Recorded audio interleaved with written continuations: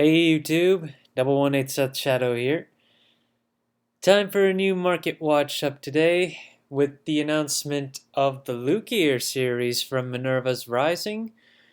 I just wanted to go over a few items and let's just go ahead and get straight into it. So, with Luquier's announcement, there are a few items from the Dark States nation that I wanted to go over. Starting with one of the rares from set 5, Flaming Pony. Flaming Pony had a buyout some time back at the rate of $2, which ended up going as high as the 250s to 3 level. But we started to get a few sellers who dropped it down with the massive quantities, and now there's the capability of buying it for 89 cents along with shipping. But if that ends up getting bought out as well, we can expect Flaming Pony to stay at the $2 range and potentially keep rising as time goes on. And then when it comes to the holo version of it, this one has been getting bought at the $3-4 level. Now you can only find it at the $6 level and higher. And it's still climbing at this point, so if you wanted to pick it up, it may be too late to pick it up at lower rates unless we have another mass amount that suddenly end up on the market. Then there's another big card in Dark States that just generally gets a lot of attention when new support comes out, Brainwash Swirler. And you can already see just from the listings, there are only 5 left for Brainwash Swirler starting at the $38 mark, which is way above its market price.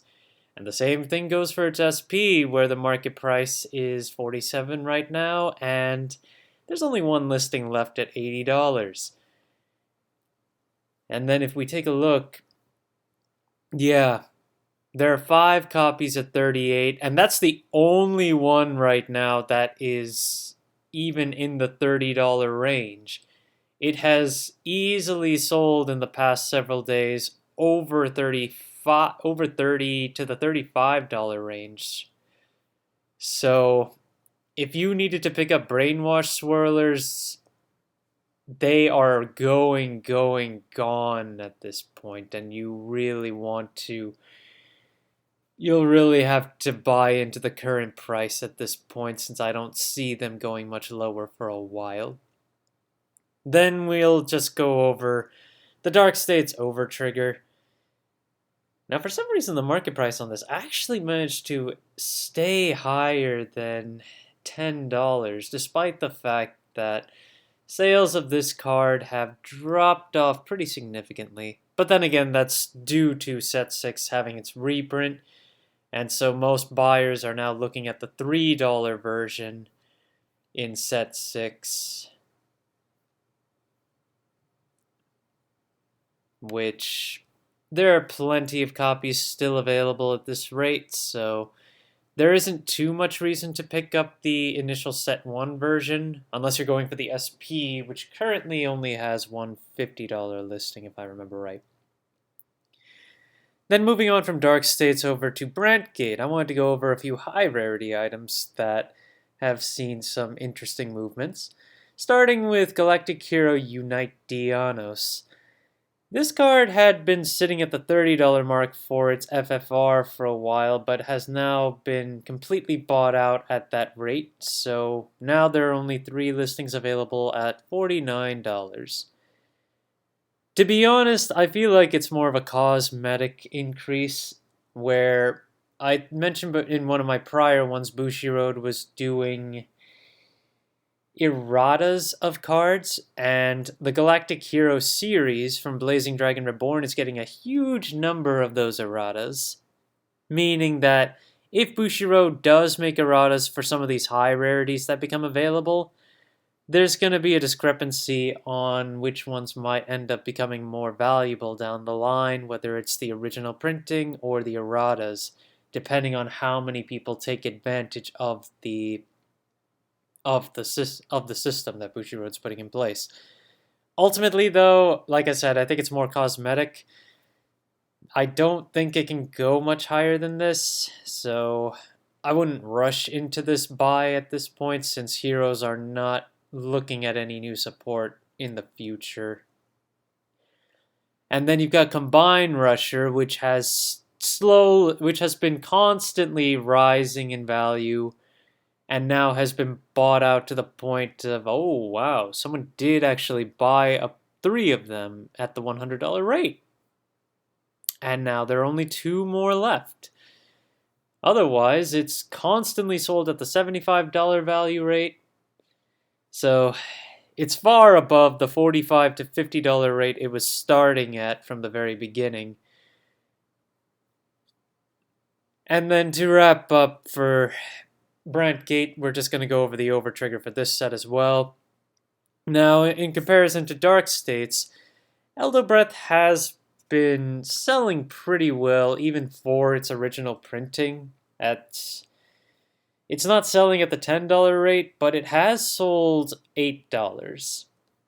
And then you've got the newer version, which is also selling at just over that rate itself.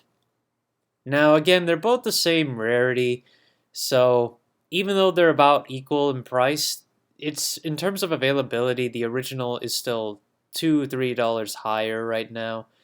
So I don't see much issue with just going with the reprint. The one thing though about the SP though is that it is sold out now, and the market price was hovering at the $50 range. So if you were looking to pick up those SPs, well, as I discussed in my prior market watch, they were already on buyout status to that point, and now they're just gone. So at this point, at least look to pick up your ORs before they suddenly take a spike of their own, thanks to Eva and the like. And then I'm just going to go over some of the festival collections, beginning with the more recent one where we got the crit-based effect heal triggers. Taking a look at their base forms, you can see several of them are just holding at the dollar mark, whereas Uana for Dark States has gone severely down in listings to the point of 10 compared to the others. But the real kicker is the Brant Gate version, which is now $3 minimum with only 7 listings. And it's a pretty consistent sell at that rate. There are plenty that still sit at the $3 rate. Or actually, no, there aren't. There are only 4 listings, 1 copy each. And then it gets to the $4 level. So, that's going to be interesting to see. It has sold 1 time at the $4 rate. And given that Eva is pretty popular, if more people try to get into it, this could get higher. The problem is the entry barrier into playing Eva right now is really high thanks to the promo, which now settles at $50 minimum for the non-foil. As much as I didn't want to have to pay into that, unfortunately, that may end up being the case if you're trying to build Eva now, because I don't see that card going down for quite some time. We still have 2 more BCS regionals going. After that, it might start to drop. That'll be around the time set 7 drops too, which could also decrease Eva's price. With that, Brant Gate might start to see a decline, given that there isn't too much in set 7 to support Brant Gate. Then for set 1, I wanted to go over SPs in this set. So, Festival Collection Set 1, Series 1 had the original Grade 3s along with the triggers, the crits and the heals that came out of the initial trial decks. And it also has the only foil Trickstar that is not like a special rarity, which that Trickstar is about $8 right now. And then looking at the crits and heals, as we saw, some of them were in the $20 range. And then we start looking at the other ones, like some of the Brant and Dark States, and they're in the $10 range for the most part. Then they're moving a little bit higher. Then you also have to consider the grade 3s that are at the low end right now, like Nirvana, where since we got Nirvana Jiva, there has been an offload of players trying to play that nowadays, and because of Mahir Nirvana really cutting this card down to just the ride deck copy, there isn't as much meaning to pick this up, which is why it's as low as $5 at this point. Magnolia, I'm still a little surprised at how low it is, given that, well, I suppose it's not played as much, so its popularity has dropped quite a bit. Then you look at Seraph Snow, which is still holding at the $10 rate, a pretty steady drop from when it got really popular when Set 4 first dropped. Bruce is up thanks to Set 6. I don't know how long that can hold with Set 9 on the horizon, so I feel like it might end up in the same fate as Nirvana. And then you got Bastion, of course, who's still sitting pretty at about $17 minimum, but if we actually take a look at the listings, it's sold for 20 more recently, but there are a few copies available at the $17 rates, so it's still pretty obtainable. And then finally, I kind of want to talk about what's been happening with Set 6. Now that we've got Lyrical and then Set 7 on the horizon, we have been seeing some cool down in the singles. The Youthbergs, which were sky high for quite a while. Skyfall was hitting the $40 mark for a while, and now it's just holding around the $30 mark at this point.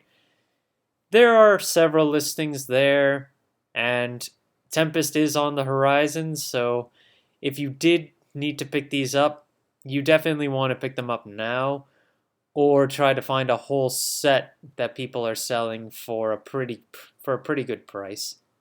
Then you've got Schneisel, who's also dropped from the $22, $25 mark for a while to hit $19.50. But this card could also see another spike once Set 7 hits.